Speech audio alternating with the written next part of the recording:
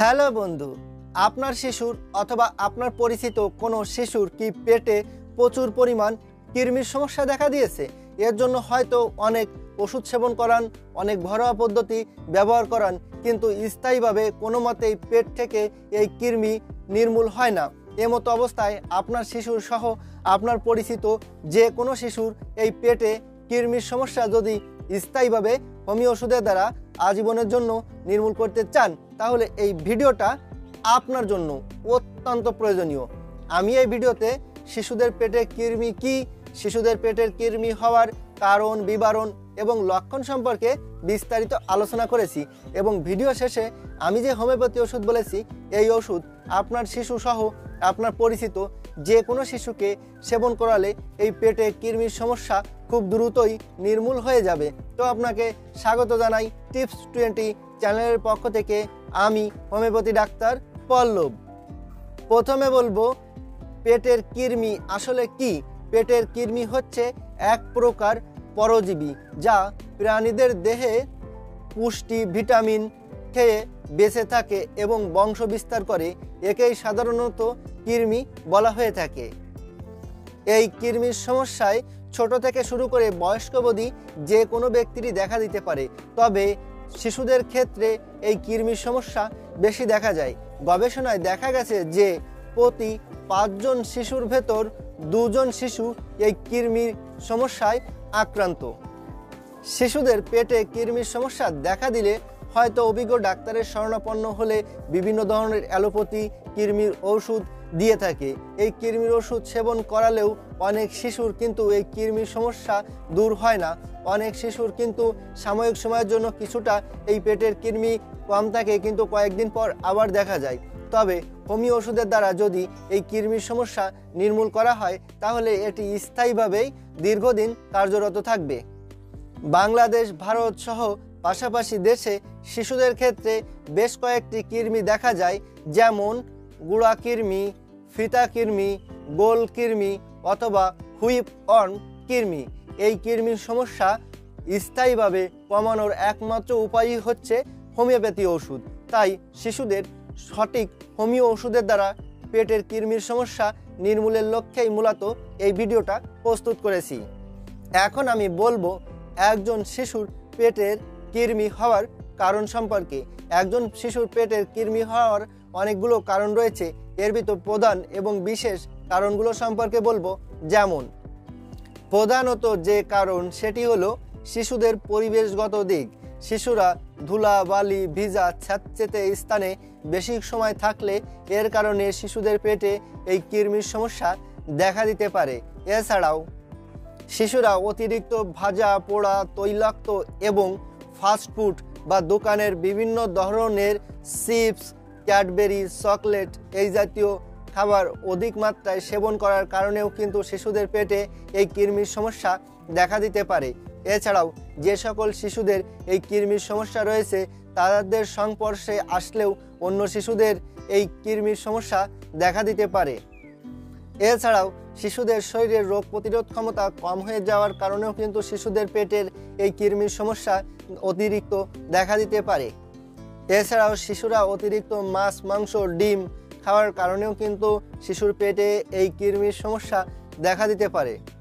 এছাড়াও শিশুদের পেটে নানা ধরনের গোলযোগের কারণেও কিন্তু এই পেটের কৃমির সমস্যা দেখা দিতে পারে। যে সকল শিশুদের প্রচুর পরিমাণ কৃমির সমস্যা পেটে দেখা গিয়েছে, তাদের শরীরে অনেকগুলো লক্ষণ এবং উপসর্গ অনুভব হয়ে থাকে। হোমিওপ্যাথি ওষুধ সর্বদা লক্ষণ এবং উপসর্গের ওষুধ, তাই লক্ষণ এবং উপসর্গগুলো বিবেচনা করেই ওষুধ সেবন করতে হয়। বিভিন্ন ডাক্তার বিভিন্ন লক্ষণের উপর ভিত্তি করে বিভিন্ন ধরনের ওষুধ বলে থাকে, যেগুলো লক্ষণ মিলিয়ে সেবন করা কিন্তু খুবই কষ্টসাধ্য। তবে আমি আমার অভিজ্ঞতার উপর ভিত্তি করে বাছাইকৃত স্বল্প কিছু লক্ষণ এবং স্বল্প কিছু উপসর্গ বলে থাকি এবং এর উপর মূলত কার্যকরী হোমিও ওষুধটাই বলে থাকি। তো আমি এখন বাছাইকৃত যে লক্ষণ এবং যে উপসর্গগুলো বলবো, এগুলো একটু মনোযোগ সহকারে খেয়াল করে শুনবেন। তো লক্ষণগুলো হচ্ছে, যেমন শিশুদের পেটে প্রচুর পরিমাণ কৃমির সমস্যা দেখা যায়। শিশুর পায়খানার সঙ্গে গুড়া কৃমি, ফিতা কৃমি বা বিভিন্ন ধরনের কৃমি পড়তে দেখা যায়।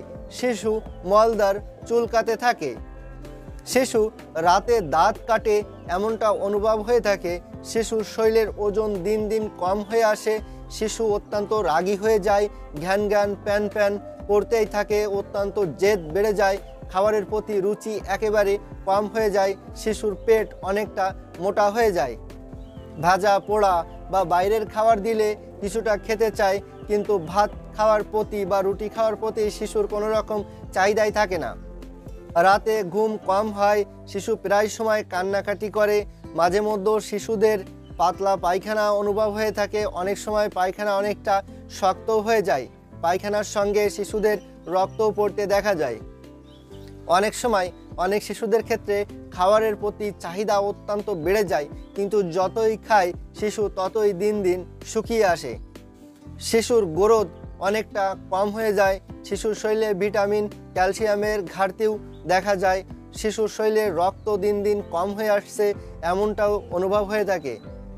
শিশুর শরীরে ঠান্ডা সর্দি কাশি বা জ্বর বা নানা ধরনের সমস্যা কিছু না কিছু প্রায় সময় লেগেই থাকে। শিশুর প্রস্রাবে অনেকটা জ্বালাপোড়া ভাবও অনুভব হয়ে থাকে। শিশুর প্রস্রাবের সঙ্গে অনেকটা জ্বালাপোড়া ভাবও অনুভব হয়ে থাকে। শিশুর প্রস্রাবের সঙ্গে অনেকটা জ্বালাপোড়া বা শিশুর প্রস্রাব অনেকটা বাধা বাধাও অনুভব হয়ে থাকে।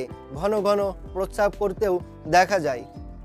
শিশুর রাগ অত্যন্ত পরিমাণ বেড়ে যায়। তো বন্ধুরা, আমি এখানে বাছাইকৃত যে স্বল্প কিছু লক্ষণ এবং স্বল্প কিছু উপসর্গ বলেছি, এই লক্ষণ এবং উপসর্গের ভেতর যদি একটি মাত্র লক্ষণ এবং একটি মাত্র উপসর্গেরও কোনো শিশুর পেটে প্রচুর কৃমির সমস্যা দেখা দিয়েছে, এমন কোনো শিশুর সঙ্গে মিল থেকে থাকে, তবে সেই শিশুকেই এই হোমিওপ্যাথি ওষুধ সেবন করাতে পারেন। ওষুধ হচ্ছে সিনা 6 এবং এর সঙ্গে আরেকটি হোমিও বায়োকেমিক ওষুধ শিশুকে সেবন করাতে হবে, সেটি হলো নেকটাম ফসফরিকাম 6X। এবার আমি এই সিনা 6 এবং এই নেকটাম ফসফরিকাম 6X এই হোমিও ওষুধটি এবং এই হোমিও বায়োকেমিক ওষুধটি শিশুদের সেবন করানোর নিয়ম সম্পর্কে বলবো।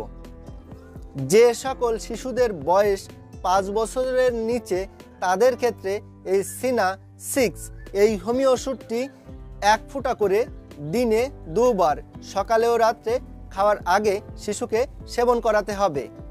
এবং এই নেকটাম ফসফরিকাম 6X এই হোমিও বায়োকেমিক ওষুধটি 2টি করে বড়ি দিনে 2 বার সকালে ও রাত্রে খাওয়ার 1 ঘন্টা পর শিশুকে গুঁড়ো করে পানির সঙ্গে মিশিয়ে সেবন করাতে হবে। এবং যে সকল শিশুদের বয়স 5 থেকে 10 বছরের মধ্যে তাদের ক্ষেত্রে এই সিনা 6 এই হোমিও ওষুধটি 2 ফুটা করে দিনে 2 বার সকালে ও রাত্রে খাওয়ার 1 ঘন্টা আগে 2 চামচ পানির সাথে মিশিয়ে সেবন করাতে হবে।